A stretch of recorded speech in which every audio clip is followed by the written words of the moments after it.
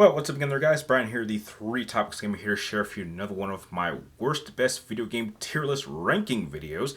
This time I'll be tackling my all-time favorite video game franchise in Mortal Kombat. And as some of you guys may know, the upcoming live-action Mortal Kombat movie, which should be released in either theaters or HBO Max, is coming out soon. So I figured, heck, this would be a perfect time for me to go through the entire franchise of video games for the franchise that I personally have played and rank them from worst to best. Now, there are a few of them that I haven't played, so I'm going to get those ones out of the way first. But if you do happen to enjoy this ranking video by the end, please do not forget to give this video a thumbs up and press the subscribe button, because every subscription really does help me get me closer to my end of the year goal of hitting 70K. So as we take a few moments and look into this ranking list, I must say there are a lot of Mortal Kombat games that have come out since the early 90s, and there definitely have been a few that I have not played. So let's just get the ones that I haven't played out of the way, but I think some of the ones that I haven't played are really not all that important. So starting off, I did not play either versions of Mortal Kombat Trilogy because simply it's just a collection of the first three Mortal Kombat games that wasn't really needed. What else? I did not play the Game Boy version, which I don't know why anyone would even think about playing a Mortal Kombat game on Game Boy. That is kind of ridiculous.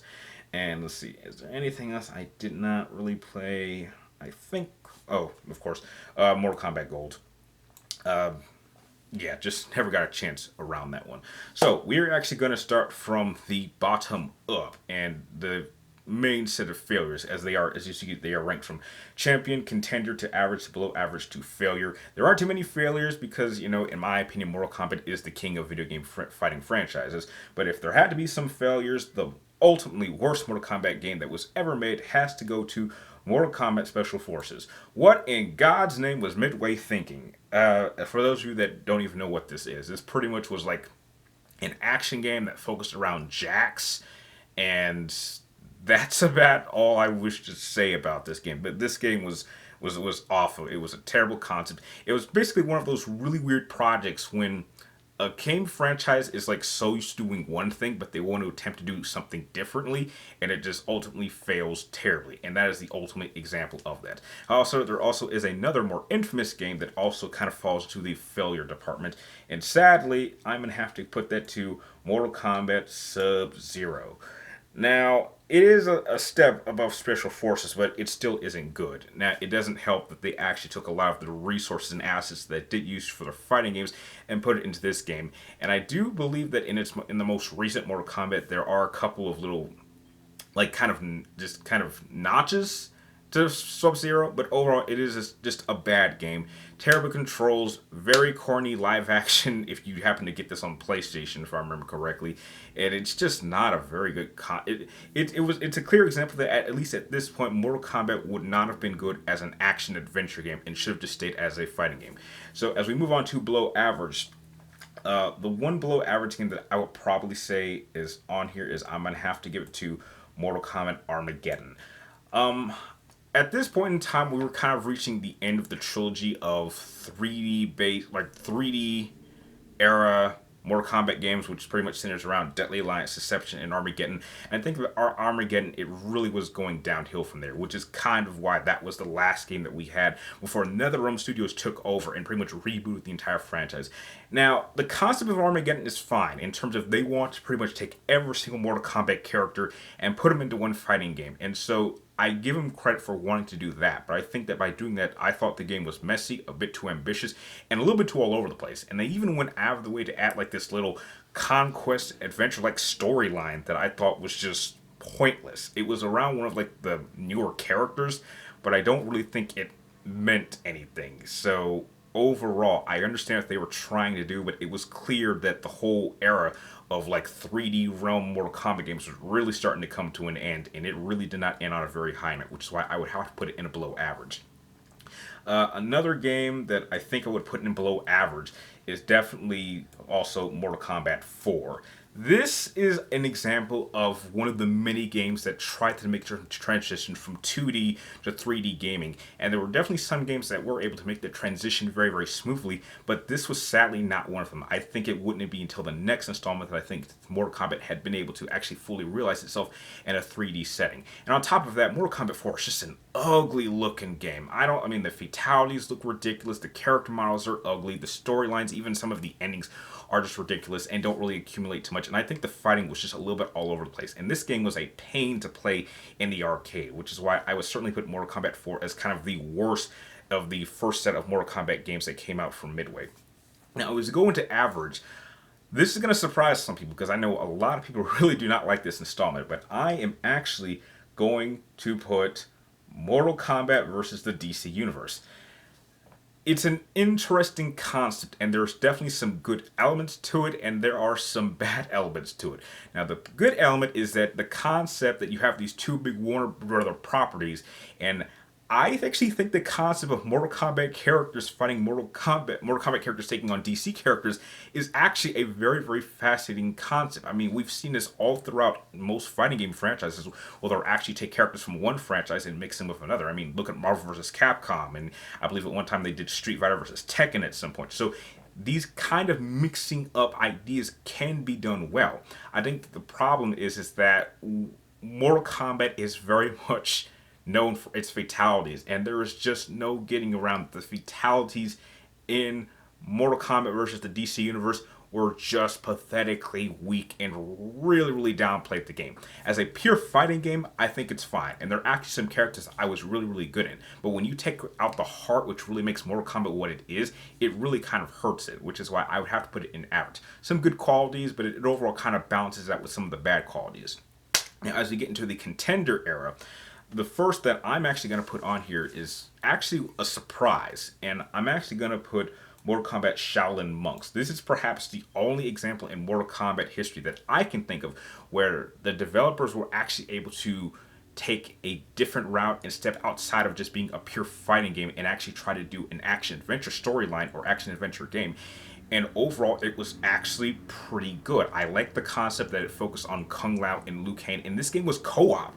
So you actually got to play with a friend, and I thought that the whole direction that they were going with this was great. Surprisingly, this is the only example of Mortal Kombat stepping outside of the fighting realm style of genre of gaming, and it actually working out. And in fact, I absolutely would have been happy if they had actually done a second Shaolin Monks, because I think the whole pairing of Kung Lao and Liu Kang is something that works very, very well if you've got the right team working behind it, which is why I would absolutely put it in the contender era. Next, I'm going to put Mortal Kombat Deadly Alliance. This is a good Mortal Kombat game, and I think this was the first Mortal Kombat game that actually attempted to do the whole 3D arena setting. And while it is a little bit off at times, I think overall it is still a great game to play. I certainly enjoyed playing this. I believe this was the first Mortal Kombat game I even played on the PlayStation 2, and I think it still holds up. I think some of the fatalities are a little bit ridiculous. I thought the soundtrack was also good. I love some of the settings and the story. I absolutely love the story of Shang Tsung and Quan Chi actually teaming up in order to kind of take over everything. And this was something that was, I think it was in Mortal Kombat 9 that they actually kind of referenced the Deadly Alliance. So I think that in itself is a testament to just how good Deadly Alliance was. But as good as Deadly Alliance was, it was actually its sequel, which I believe was the pinnacle of the 3D arena style of Mortal Kombat games. And that has to go to Mortal Kombat Deception. Everything, let me put it ahead of it. Everything that Mortal Kombat Deadly Alliance did well, Deception did even better. I thought the roster was a lot better. I absolutely loved the stage fatalities. I absolutely loved that aspect of it. And I thought introducing the concept of the Dragon Emperor Onaga was probably one of the harder bosses that I actually encountered in any Mortal Kombat game because just of how big and powerful this character was.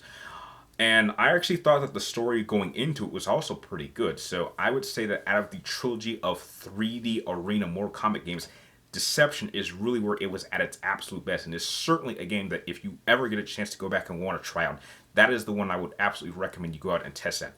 I think it still holds up even to this day. Now, another game that I would also add into the average era is probably the first Mortal Kombat, but I'm actually going to put that behind Deadly Lines.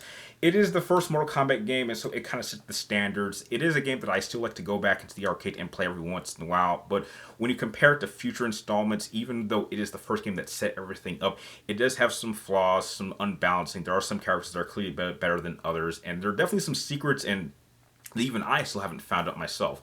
But you know, I think it set the standard. That is the pinnacle standard of Mortal Kombat games because it was the first. But it does improve from that point on, and that very much is followed up, in my opinion, by Mortal Kombat 2, which is definitely ahead of Deception. Mortal Kombat 2, just like Deception, everything that the first game did was absolutely improved upon. Better roster of characters, faster pace, better combos, better fatalities, better visuals.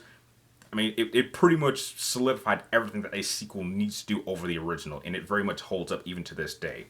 Now, I think these last set of games absolutely go all into the Champion division, but out of the primary first three Mortal Kombat games that came out, the best out of them was unquestionably has to go to Mortal Kombat 3 and Mortal Kombat 3 Ultimate Edition.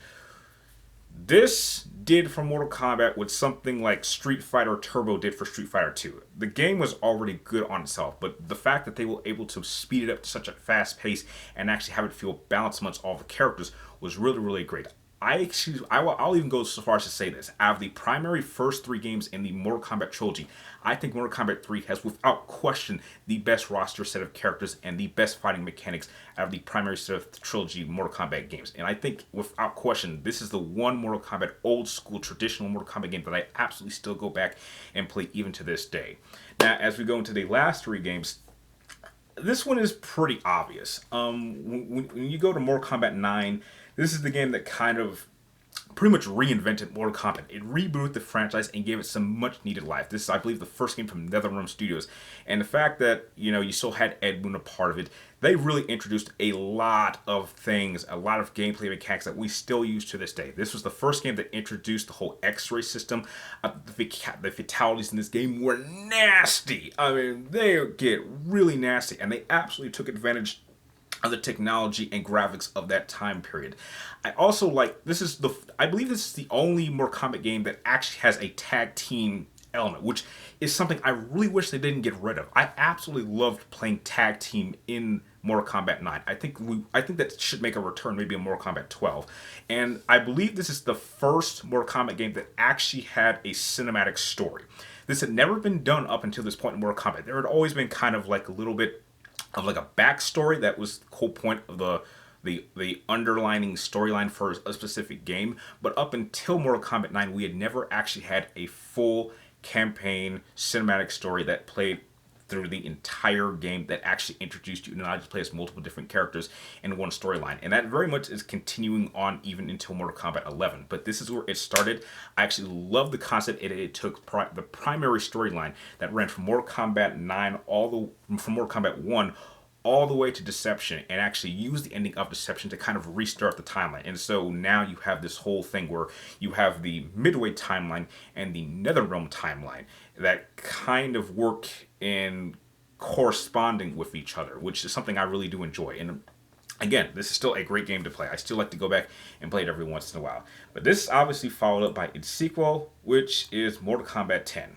Again, just like any typical sequel, anything the original game did, this took it to a whole nother level. Everything is improved upon. I think the story is much better. The fighting mechanics are better. The fatalities are better. Visually, it is better, even though I will say there are some of the visual effects that make characters look really wet, which is weird. I mean, I guess if you're fighting in certain areas and you're getting beat up, you actually can see the bruising and the damage. This introduced a number of characters that are still my favorite to play as to this day. And overall, I think here's what I'll say about fatalities. I mean, fatalities have been a key element of Mortal Kombat since the very beginning, but I would do anything just to sit in a room with the people that just do nothing but sit around and come up with these fatalities. I mean, I don't even want to say that. I just want to sit in the corner and just watch how they come up with these guys' ideas, because they have, I think out of all of them, I think Mortal Kombat 10, without question, has the most creative, most just all looking fatalities out of the entire franchise, even more than 11. So yeah, that's really all I gotta say about Mortal Kombat 10. And I think out of the primary three games, I think this one probably has my favorite story of the primary, the most recent ones. But if we're talking strictly games, without question, the best Mortal Kombat that has come out to date is without question the most recent one, which is still my favorite. And I think when it comes to Mortal Kombat, I think these games just continually to gradually get better and better and better. I don't think we've ever had a game up in the last like number of years where it felt like it took a step back. And I think that's the one thing that NetherRealm has been able to execute, even when taking breaks from Mortal Kombat in order to do the Injustice games. They just know exactly what worked in the first game and how to improve it in just about every single department. Outside of the story, I will say that the story in Mortal Kombat 11 is a little underwhelming because they hold the whole time element. However, I do like the DLC that they use in terms of bringing certain characters back. I thought, the fighting mechanics are great, the combos are great, the sound quality is great, the soundtrack is great, the set of crypts is good, the use of characters is amazing, and yeah, it is very much the pinnacle, and I think that is how it should be. I think if you take everything that came before, starting all the way back from the very first Mortal Kombat, and you gradually want to see progression all the way to the present, then Mortal Kombat 11 should be the best Mortal Kombat game to date. And in my opinion, it is. So that is my tier list ranking from worst to best of all of the Mortal Kombat games. If you have played a lot of these games, how would you rank them from worst to best? Share your list with me and everyone else in the comments down below. And if you guys have any more ideas that would make for great either top 5 list videos or worst to best video ideas, share them with me also in the comments down below. And like always, thank you guys for watching. You're awesome, and I will see you next time.